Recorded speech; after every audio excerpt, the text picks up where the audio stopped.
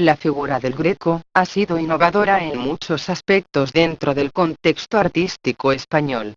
Uno de estos aspectos se refiere a la técnica.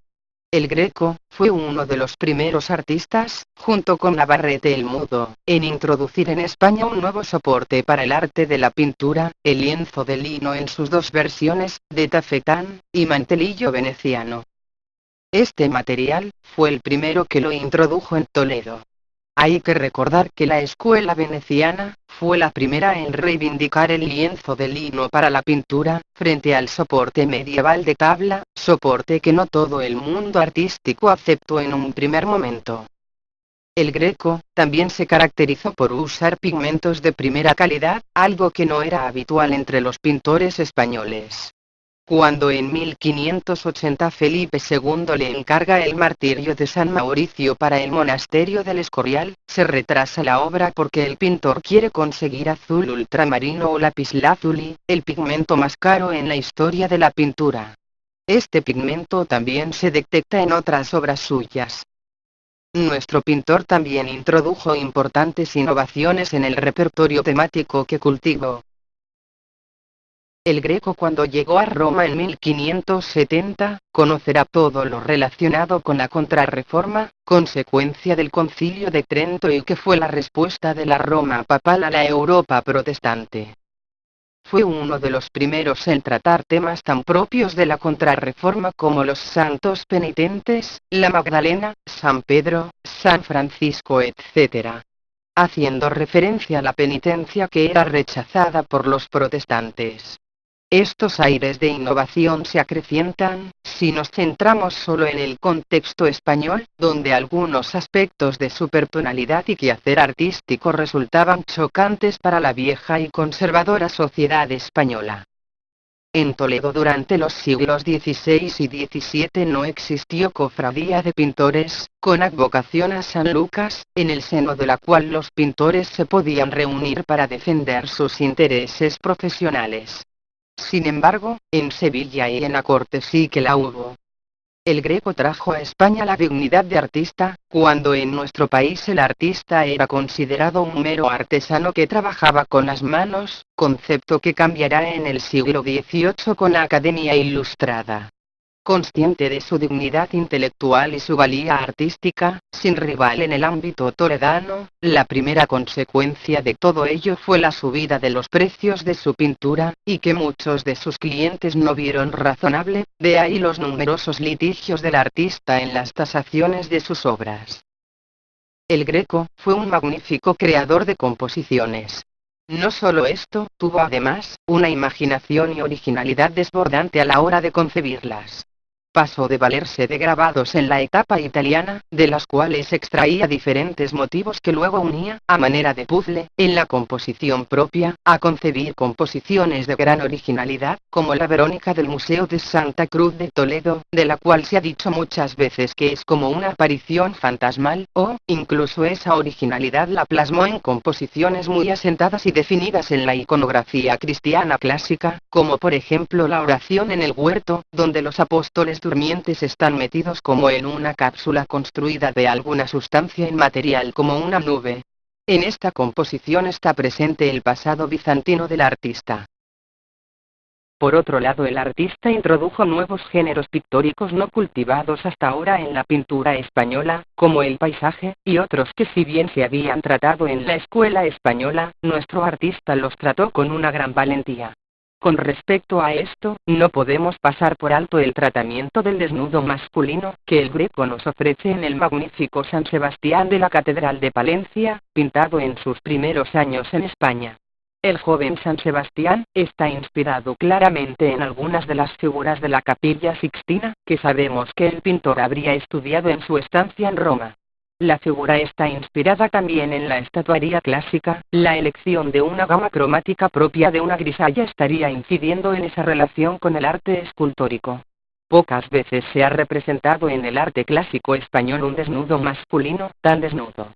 Este Adonis cristiano destila una enorme carga erótica llevada a su grado máximo con un recurso nada inocente, como es el tapar las partes pudendas del santo con un pequeñísimo paño, que no solo es mínimo y casi transparente, sino que parece que está a punto de desprenderse de la cadera y convertirse en un desnudo integral. El Greco es partidario de un nuevo principio en la teoría de la sensualidad, consistente en que se es más eficaz insinuando que mostrando. Este sutil principio marca la delgada línea existente entre el artístico erotismo y la vulgar pornografía. Por otro lado, un desnudo integral habría sido impropio en una pintura sagrada en la España de la época. Curiosamente, una obra maestra como esta del San Sebastián palentino no aparece mencionada en la historiografía clásica española. Habría que pensar que por su elevada carga erótica, esta pintura pudo estar escondida durante siglos de la mirada siempre indiscreta del público. Hay que tener en cuenta que cuando se pinta este San Sebastián se está difundiendo en España la nueva espiritualidad trentina. Se sabe que tras el Concilio de Trento, los concilios eclesiásticos provinciales insisten en que la Iglesia regule los asuntos relacionados con el decoro, sin duda alguna, la palabra de moda entonces, en los comentarios sobre el arte religioso, en las representaciones sagradas. Por ejemplo, en los cánones conciliares de Valencia, de 1565, se amenaza con la excomunión a quien pinte imágenes de santos de belleza provocativa, ni con trajes lascivos y deshonestos. Desde luego el Greco hubiera podido ser excomulgado por causa justificada. Además, curiosamente todos los teóricos de la época o del posterior barroco, ya sean hombres de la Iglesia o artistas, solo relacionan la lascivia o lo deshonesto que puede haber en un desnudo femenino, excepcional es el desnudo masculino. La teoría del desnudo en España en la época de la Contrarreforma y el barroco no deja de ser curiosa. Autores tan eruditos como Francisco Pacheco verán imprescindible la inclusión del desnudo en ciertas historias bíblicas, como Susana y los viejos, José y la esposa de Putifar, etc. Pero en este caso desaconsejándose la copia del natural. Pacheco en su tratado señala que el pintor de un desnudo solo debe tomar del natural el rostro y las manos, para el resto del cuerpo, en vez de utilizar modelos vivos, el pintor debía valerse de estampas, estatuas antiguas y modernas. No hay que pasar por alto el fuerte carácter homoerótico que se desprende del San Sebastián palentino. El Greco trataría en otras dos ocasiones futuras el tema del martirio de San Sebastián. Una versión la llevaría a cabo en torno a 1600, cuadro que fue propiedad de la familia real de Rumanía, y hoy en paradero difícil de precisar, siendo protagonista ahora un San Sebastián andrógino, y con una mirada llena de ensoñación. La tercera y última versión conocida del tema, es la conservada en el Museo del Prado, que muestra ya la estilización y el expresionismo propios de los últimos años del pintor.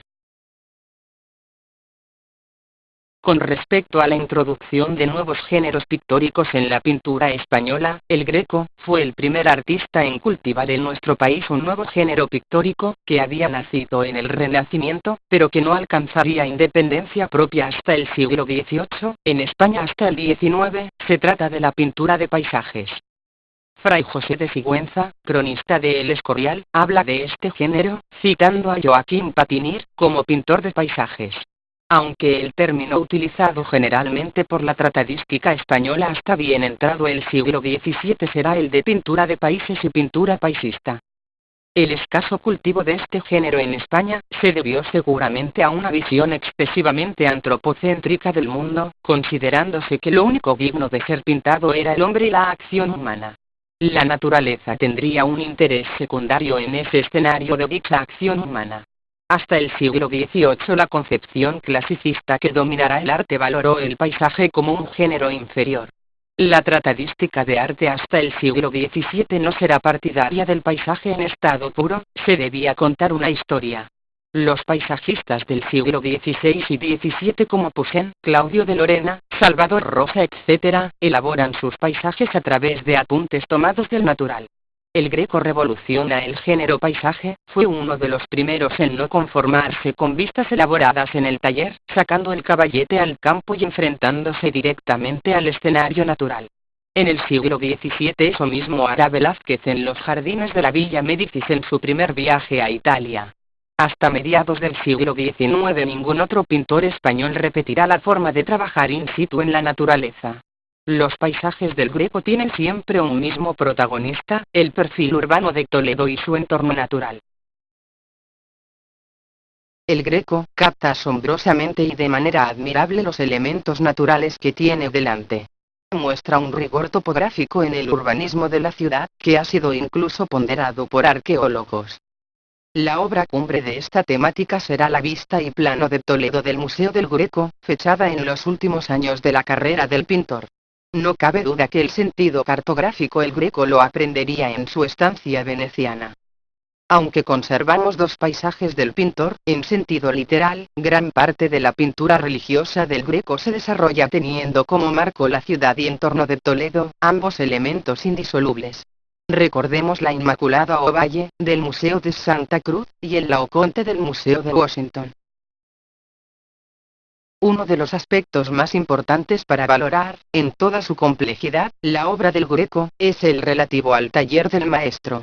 Aparte de las personalidades conocidas como Luis Tristán, o el hijo del pintor, Jorge Manuel Teotocópulos, la documentación nos ofrece otros nombres que integraron el taller del maestro, pero solo son eso, nombres, como el caso de Francisco Preboste.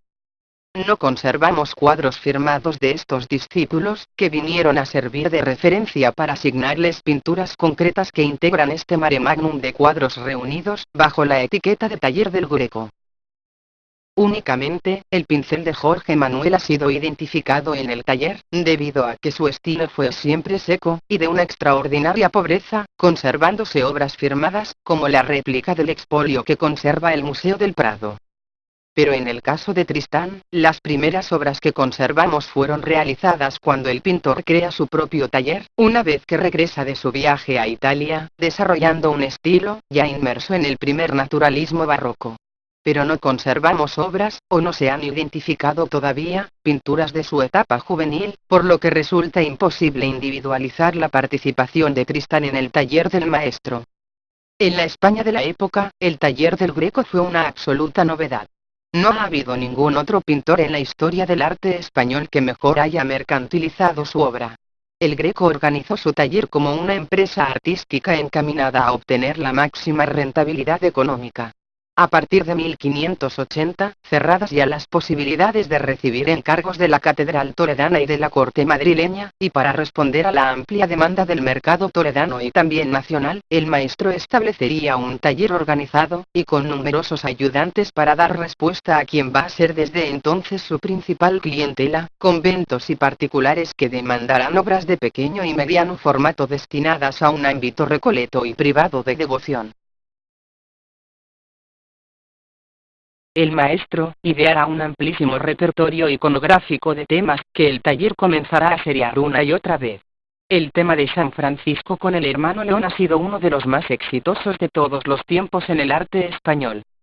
Para comprender el modus operandi del taller grequiano hay que aludir a la visita que en 1611 el sevillano Francisco Pacheco realizaba al Greco en Toledo, visita que describe Pacheco en su Arte de la Pintura. Dominico Greco me mostró, el año 1611, una buena alacena de modelos de barro de su mano, para valerse de ellos en sus obras y, lo que excede toda admiración, los originales de todo cuando había pintado en su vida, pintados al óleo, en lienzos más pequeños, en una cuadra que, por su mandato, me mostró su hijo. Por un lado, vemos que el Greco importó de Italia el uso de pequeños maniquíes de barro o madera, algo parecido a Epimeteo y Pandora del Museo del Prado o del Cristo resucitado del Hospital de Tavera de Toledo, que el Greco revestía de telas, les hacía adoptar posturas complicadas y les aplicaría una iluminación rígida. Por otro lado, la visita de Pacheco menciona la famosa cuadra con todos los originales de cuanto había creado en toda su carrera. El estudio del Greco en los últimos años ha dado muchas sorpresas. Entre otras cosas, que esos originales que guardaba el pintor en su casa, a manera de archivo pictórico, y que siempre se creyeron obras suyas, en realidad se trataban obras de taller a partir de las realizadas por el maestro. El Greco, perfecto conocedor de los entresijos del mercado, llegó a utilizar las estampas, para lo cual el artista contrataría a principios del siglo XVII al grabador flamenco Diego de Astor. A la muerte del pintor, en su inventario, aparecen 10 planchas de cobre ya talladas. También para rentabilizar más el taller, el Greco contratará la realización de retablos, no solo cuadros, sino el diseño de las trazas de los retablos, esculturas y policromía del conjunto, por lo que las ganancias se multiplicaban mucho. Como ejemplo podemos citar los 2.500 reales que cobró por el expolio, 13.200 por el conde de Orgaz, 31.328 reales por el conjunto de la capilla de San José. Otra aportación del Greco al panorama artístico español fue la gran modernización que insufló al género del retrato hispano. Conocido es el escaso prestigio que el género del retrato tuvo en la teoría artística española del Renacimiento y del Barroco. El retrato ocupaba uno de los últimos puestos en la jerarquía de los géneros pictóricos, conjuntamente con la naturaleza muerta y el paisaje. Cuando el Greco llega a España en la década de 1570, el cultivo del retrato entre los pintores era casi inexistente, salvo en el ámbito cortesano, donde ejercía como pintor de cámara Alonso Sánchez Coello. Fuera del retrato áurico, apenas existía en España el retrato. El retrato cortesano de Sánchez Coello, y luego sus seguidores en el género, carecía de profundidad psicológica. Se nos presenta un elenco de personajes falto de vida interior, que parecen autómatas a la espera de que alguien las insufle vida accionando un recorte oculto. La gravedad y solemnidad de la etiqueta española marca frialdad, en el fondo de vacuidad, el inicio del género del retrato en España. El Greco es el introductor en nuestro país del retrato psicológico, aquel que muestra algo tan sutil, y por ello tan difícil de captar, como la vida interior de las personas. El Greco tiene la capacidad de bajar de sus pedestales jerarquías a sus retratados y entablar con ellos un diálogo de tú a tú, donde el ser humano no se esconde bajo subterfugios varios, bufetes, cortinajes, uniformes militares, aparatosos trajes, etc. Se ha repetido muchas veces que en el retrato de Antonio de Covarrubias, el pintor llega a captar la sordera con la que tuvo que convivir en su ancianidad este personaje, uno de los mejores amigos toledanos del pintor. Este retrato llega a uno de los niveles extremos de sinceridad por la manera tan descarnada, sin ambajes, con la que el pintor consigue mostrarnos el particular mundo interior del que pasaba por ser uno de los hombres más cultos y eruditos de la época de Felipe II. Paradójicamente será un griego el creador del concepto esencial del retrato hispánico. En su etapa española, el Greco reduce al mínimo los recursos compositivos y formales de sus retratados. Desaparece cualquier referencia ambiental, quedando el personaje recortado sobre un fondo, que es pura abstracción.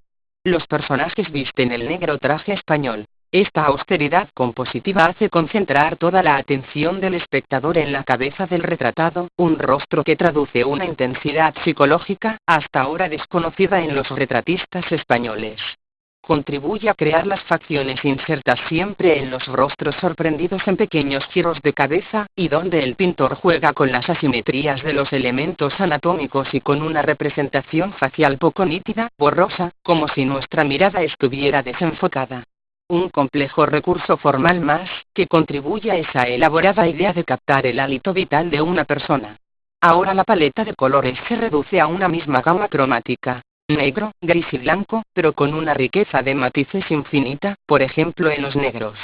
Este carácter monocromático en el vestir masculino de la época, moda impuesta por España en toda Europa a partir de la segunda mitad del siglo XVI, se debió al descubrimiento en América por los españoles del palo campeche, planta que proporcionaba un tinte negro de una calidad extraordinaria hasta entonces desconocida en la industria textil, donde los paños negros terminaban degradándose en colores parduzcos, y que revolucionó la industria al permitir telas teñidas de un intenso y estable color negro. El negro campeche alcanzaría precios astronómicos, se convirtió en el máximo signo de distinción en el vestir masculino. El Greco y luego Velázquez plasmaron en el lienzo como nadie la infinita riqueza de matices del negro campeche. El Greco funda las premisas del retrato español, y será Velázquez su más inmediato admirador y seguidor. A partir de Velázquez, este concepto de retrato queda ligado de manera indeleble a la escuela española pasando a Goya, Sorolla etc. El Greco morirá en Toledo el 7 de abril de 1614 a la edad de 73 años, en pleno auge ya, de una nueva corriente artística venida de Italia. El naturalismo tenebrista iniciado en Roma por Caravaggio, en torno a 1600. estilo que trataba de captar la realidad tal como era, estilo diametralmente opuesto al arte manierista cultivado por nuestro pintor, lenguaje que a principios del siglo XVII había quedado desfasado.